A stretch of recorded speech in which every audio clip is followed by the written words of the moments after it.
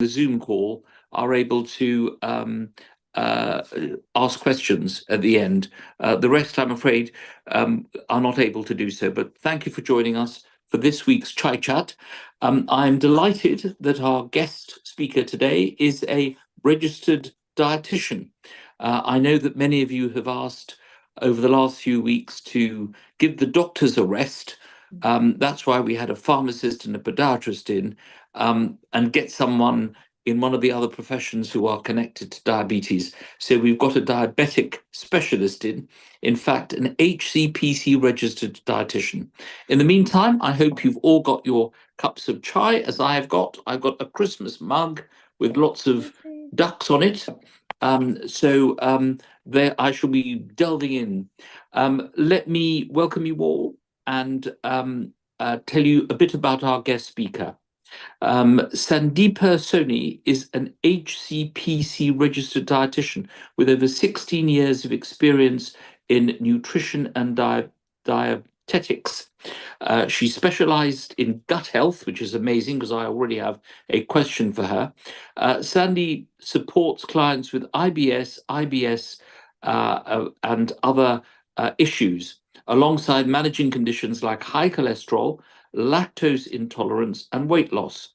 Living with diseases of this kind, celiac diseases herself, she brings empathy and practical solutions to dietary challenges. She's also worked in the NHS, supporting complex digestive cases.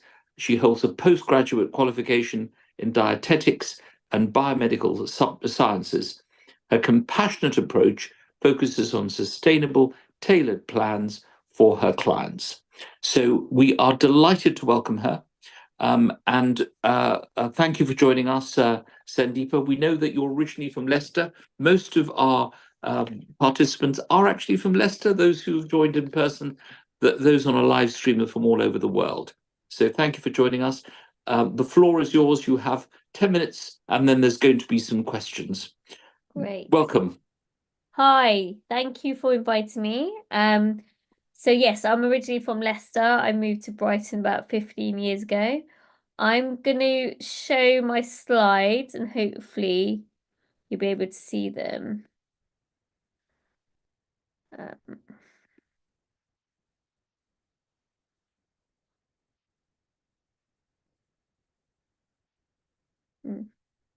What is that?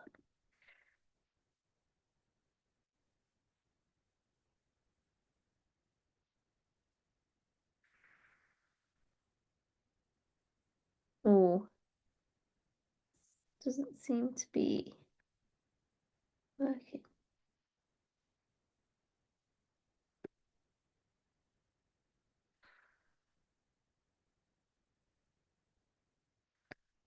Right, I'm having a bit of trouble actually. Trying to,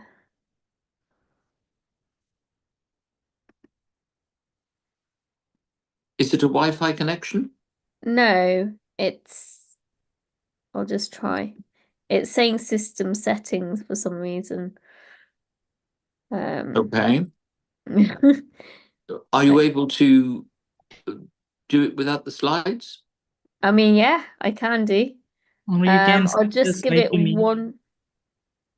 Rajiv is coming in here. Rajiv? Yeah, you can send the slides to me. I can do it here. Oh, brilliant. Yeah. How do I send it to you? You can WhatsApp it to me or email, whichever one is suitable for you. Yes, can I email it, please? Yeah, sure.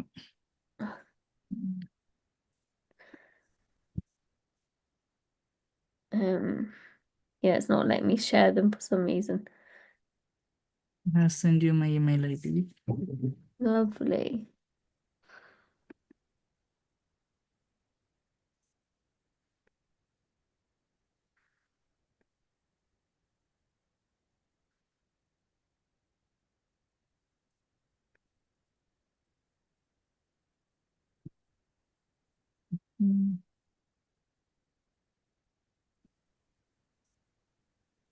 Okay, I've just emailed you them.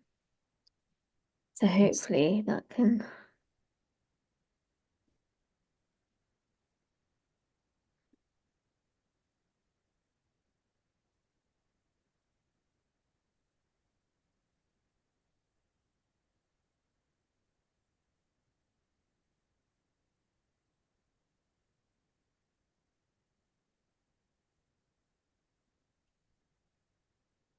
received it.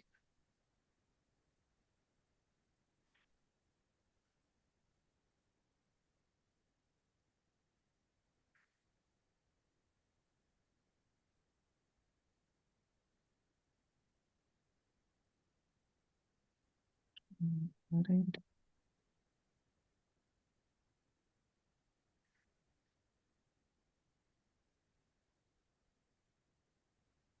Hopefully you can see my screen now. Yeah, I can see it now. Can everyone see the slides? Yep, I can see it. Navigating diet for success with diabetes. Fabulous. Okay, Great. Okay, over to you.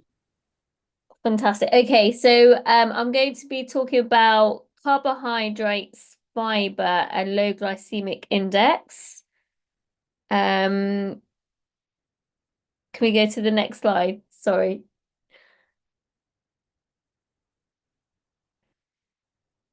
I don't know if this will work, but there should be a QR code. I don't know if anyone can see the QR code on there. Can anyone see that? Or I think you probably need Slido. But if you don't, that's fine. Just go to the next slide. We probably brilliant. Okay. So what are carbohydrates? So carbohydrates, basically there's two types.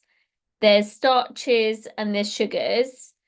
And it doesn't really matter which one you eat, they both turn into sugar when you eat them. So they convert into sugar in the bloodstream.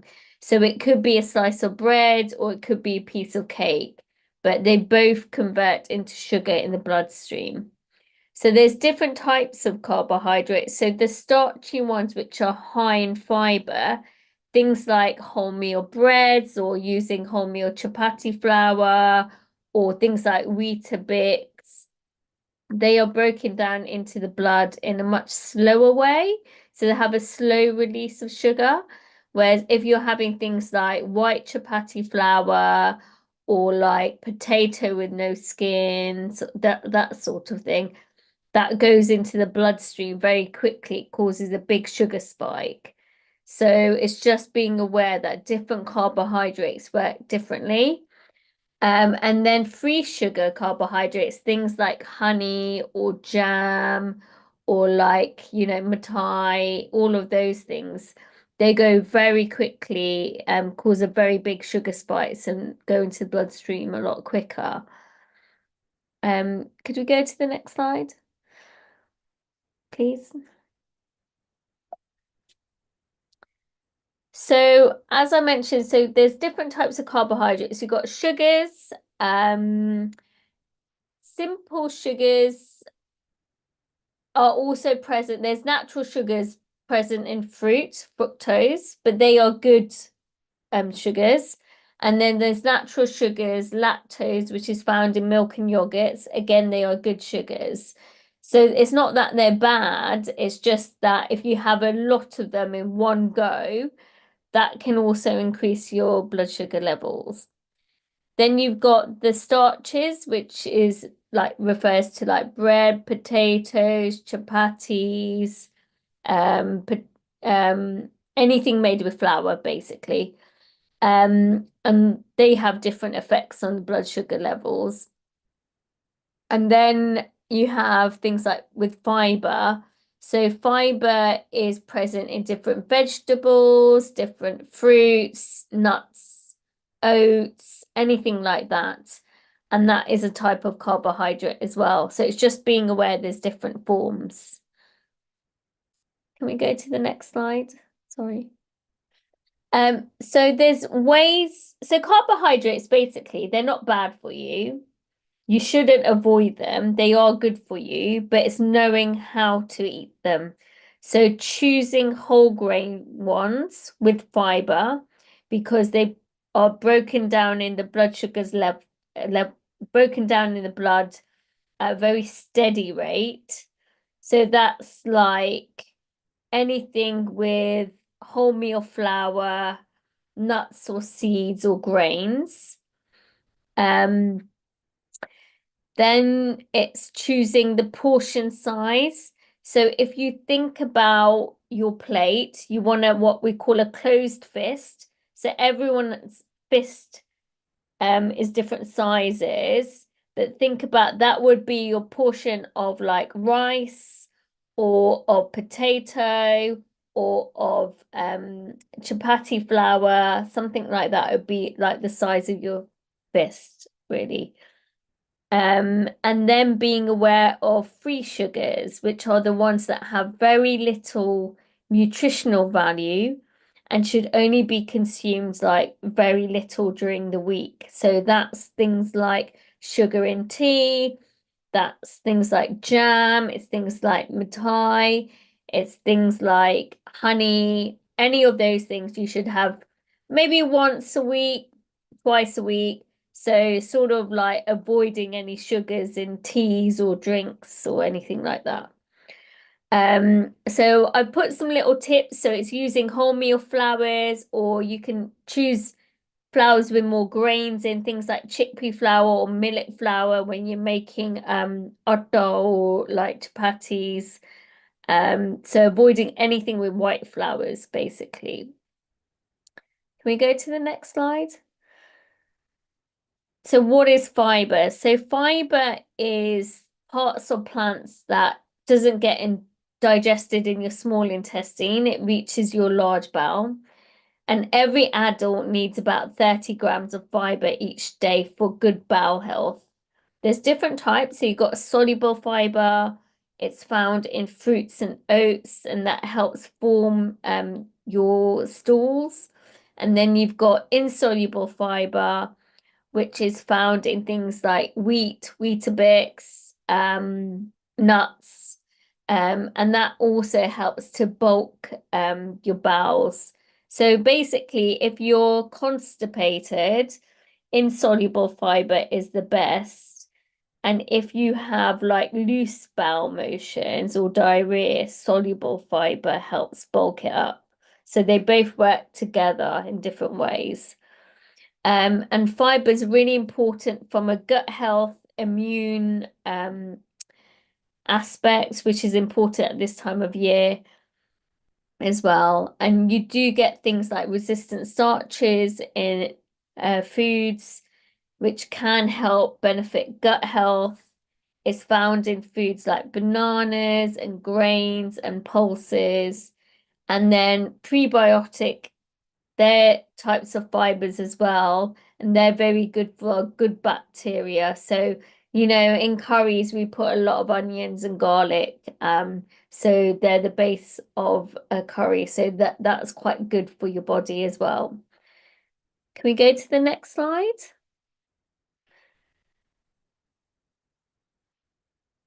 So in diabetes, fiber is really, really good at helping to manage blood sugar levels, because foods that are high in fiber do not cause large spikes in blood sugar levels.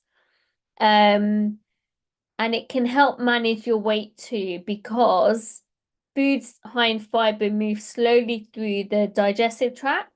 They keep you fuller for longer, so you don't get hungry too quickly. And when you've got diabetes, your risk of cardiovascular disease is increased. And there's lots of studies showing that when you eat foods rich in fiber, high in fiber, throughout your day or week, it can reduce blood cholesterol levels and reduce the risk of heart disease. So having curries with more pulses, like, you know, kidney beans or chickpeas or things like dal, is much better for you than curries with like meat or fish or paneer, because it has good fibers, and is a good protein for you. Can we go to the next slide?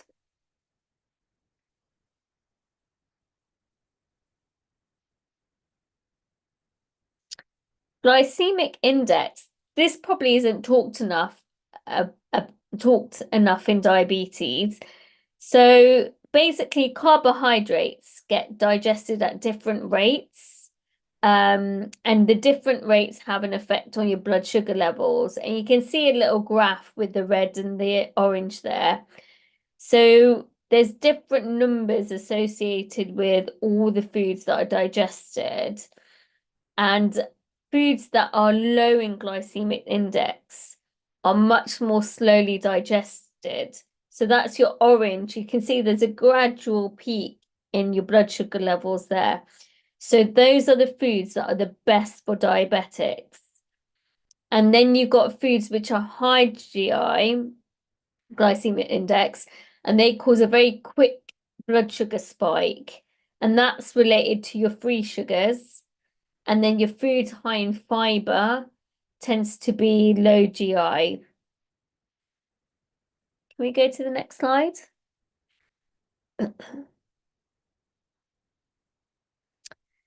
So a lot of people think I should only eat foods which are low in GI, which makes sense. But it's not always true. And I just wanted to make you aware that there's some foods that have a high glycemic index, which aren't bad foods, like potato crisps. So potato crisps have a medium glycemic index, and a baked potato has a high glycemic index. So basically, a jacket potato, baked potato is obviously better for you than crisps. So it's just putting it into context, really. So chocolate has a low GI, and that's not good for you, is it? From a diabetes perspective. And so does ice cream. So I'm not saying to have foods only low in glycemic index, but to try and make sensible food choices and using sort of the glycemic index levels inappropriate to your condition of diabetes. So trying to go for low glycemic foods which are better for you, things like oats, wholemeal flours, dal, potatoes with skin are all low GI and they're all good for you. So just making sensible food choices. Can we go to the next slide? I think ignore this because the QR code isn't showing for some reason. Can we go to the next? Great. Just to summarize, so it's okay to eat carbohydrates. You've got to pick the right type, so starchy carbohydrates, high in fiber, low in glycemic index as a principle. Try and remember the portion size is the size of a closed fist. So if you have too much carbohydrate, that can cause big sugar spikes. So just controlling the portion size. And when you do eat a meal, try to do some activity afterwards, because when you've just eaten, you're going to have high blood sugar levels. And so just sitting down afterwards will mean that your blood sugar levels will still be high. But if you are cleaning the kitchen, if you go for a walk, if you're doing some activity in the house, you are bringing those blood sugar levels down after a meal. So, it's really important to try and not sit down straight after eating. Okay? And when you do eat a carbohydrate, don't eat it alone. So don't just have like thepla or chapati or pakora or something like that on its own, because that causes a bigger sugar spike. Try and have it with a protein. So having it with lentils or, nuts or some meat or fish if you eat meat or fish, or baked beans or eggs. Try and have something high in protein with it, or yogurt day, anything like that. I think that's it. Try to keep it short and sweet. So thank you for listening. My name's Sandeepa Sony. I'm got my own business. It's Nutrition with Sandy. Those are my details. I am originally from Leicester, but I moved away from about 15 years ago because I got married. and have 2 kids. So yeah, that's me. Wonderful. Any Sandeepa, questions? yes, Sandeepa, thank you so much for that explanation to make it nice and simple and straightforward. We're very grateful. I'm going to start with a question before others intervene. If you wish to ask a question, either put your hand up or unmute and shout out. It's fine. Unfortunately, those who are watching on the live stream can't actually participate, but don't worry. We have a couple of questions for you. I want to talk about supplements Yeah. in nutrition. 2 that keep recurring and people keep saying are very good for you. Well, 3 of them. Okay. The first is apple cider vinegar.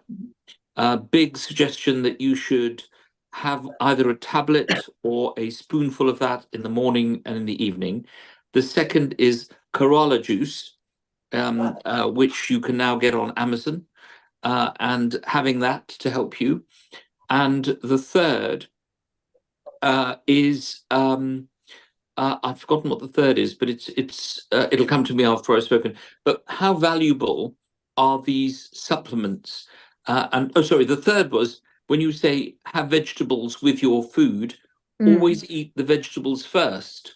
People say, eat them first, and then it will be okay. What do you think of those 3 suggestions and those 3 supplements? Okay, so the supplements. So apple cider vinegar. I mean, there's been so much hot topic really in nutrition world, but there's no studies to show. It depends what you're wanting out of it.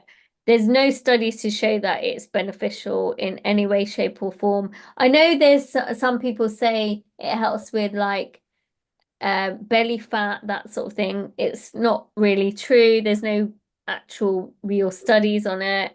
So no. Kerala juice, I don't know that one. What's it meant to give you?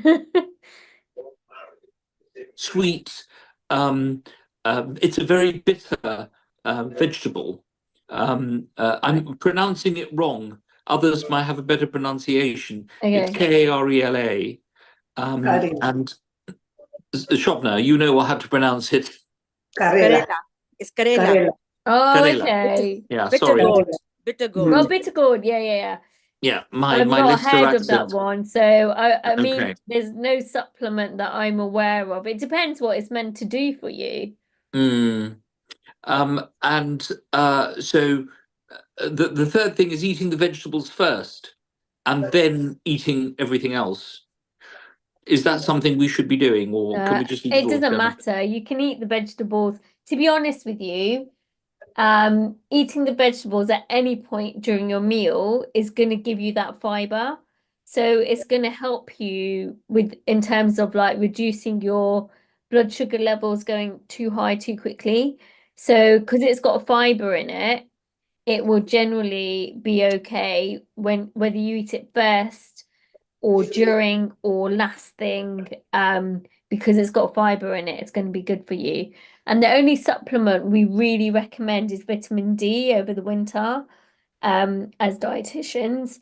Unless you're vegan, you might need like vitamin B12, or zinc and iodine, that sort of thing, because you just don't get it from like plant food.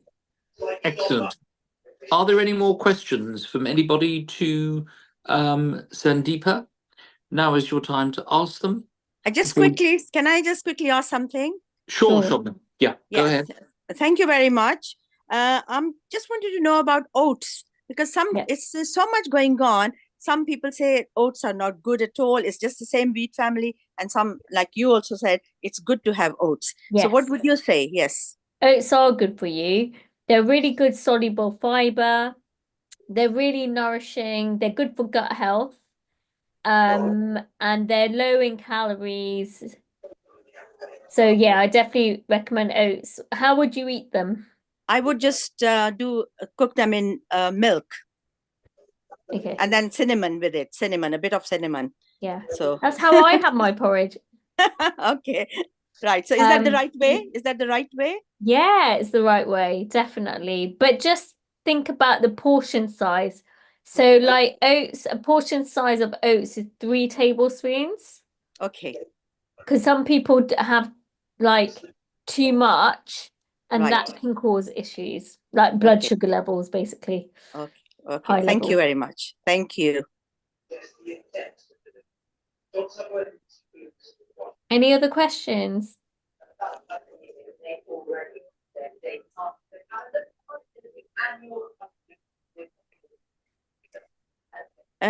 Sorry, can I just ask another one then? Yes. If nobody's there.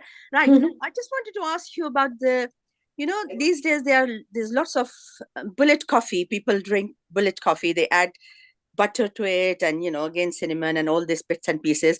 And that keeps you, the butter, I think, keeps you, and there is MCT oil and all that. So All right. keeps you going. So, I mean, I do a lot of intermittent fasting. I don't eat for about 16, 17 hours. And then when I have it, then in the morning, if I feel like I'll have not the coffee, but I'll make it in tea. So what would you say about that? Oh, the intermittent fasting. I mean, it depends really. In the tea, do you put milk? I do put milk, yes. That's just it then. So like with intermittent fasting, the theory behind that is that you have no carbohydrate and you just have like, fats, which is where the MCT oil and the butter comes in. But if you're adding milk in that tea, then you've got carbohydrates. So really, it's not true intermittent fasting. Right. Okay. And intermittent fasting can help diabetes and it can help people who are overweight, but it is a short-term thing. It's not something that, all the studies around it is that you should do it for like 3 months on and off. Yeah. It could be like 5 days on, 2 days off. Right. But yeah, as soon as you have anything with carbohydrate, it's not really fasting. Right. So, Okay. and then you've got to think about it. You're adding loads of fat into a drink, and if you're overweight, that's probably not the best thing to do from a heart disease perspective as well. Adding butter, MCT oil could create or worsen high cholesterol levels. So I wouldn't advocate it. Right. Okay. That's fine. Thank you very much. Thank you. Thank you, Shobna. I just use the butter, not the MCT oil though. Just the butter, a little bit of a butter. So it keeps me going more and more. I can just keep fasting. Thank you very much. That's Thank you, okay. Shobna. And thank you, Sandeepa, for Thank joining you. us today. We usually have 30 minutes of chai chat, which gives people an opportunity to go and have their dinner. Yeah. Very carefully prepared after they've listened to you. You're welcome to stay. We've just had the diabetes news headlines before we close, but thank you so much for joining us, for your excellent presentation and for giving us, I should say, food for thought, but giving us ideas as to what we shouldn't and should eat. And from all of us in Leicester, very nice to talk to you, and thank you again for joining us. Thank you. Sorry about the tech problem. Don't worry, it was sorted out in the end. Let's go over for the news headlines. We've got 3 quick news headlines, one which is very similar to what you've just said about vitamin D. Let's go to the Silver Star Centre. News headlines of the week. Diabetes symptoms in the eye could cause blindness if not treated. The NHS clarifies that blurred visions could be a result of complication known as diabetic retinopathy, which can lead to blindness if not treated. It states diabetic retinopathy is a complication of diabetes caused by high blood sugar levels damaging the back of the eye, also known as retina.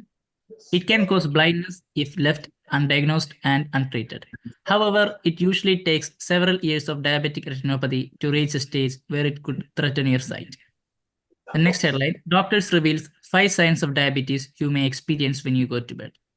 Frequent urination at night, sweating at night, dry throat, blurred vision when you're trying to read before going to bed, and post-dinner hunger. These are the 5 signs of diabetes we should look out for. The next headline, type 2 diabetes risk slashed by 15% by consuming one overlooked nutrient. The nutrient was identified as vitamin D. The US research team led by Chufus Medical Center revealed that it also increased the likelihood of regression to normal glucose regulation by 30%. Thank you. Good. Thank you very much. Just before we close, almost at the half hour, just to let you know, the Diabetes Annual Walk is taking place in Harrow on the 7th of December. If any of you are near there, provided the weather gets better, I'm sure some of you will join us. If you have relatives in Harrow, please get them to join us. And we have a diabetes camp in Kerala, in a town called Thrissur in Kerala, where we're having a diabetes camp in India with our sister organization, Silver Star India. But thank you very much for joining us. Thank you to Rajiv and his team of the Silver Star people in Leicester, to Sandeepa Soni for joining us to give us a very good analysis of what we should and shouldn't eat, and to all of you for joining us. We're meeting again in 2 weeks' time, and we'll let you know who the speaker is. In the meantime, have a very good evening.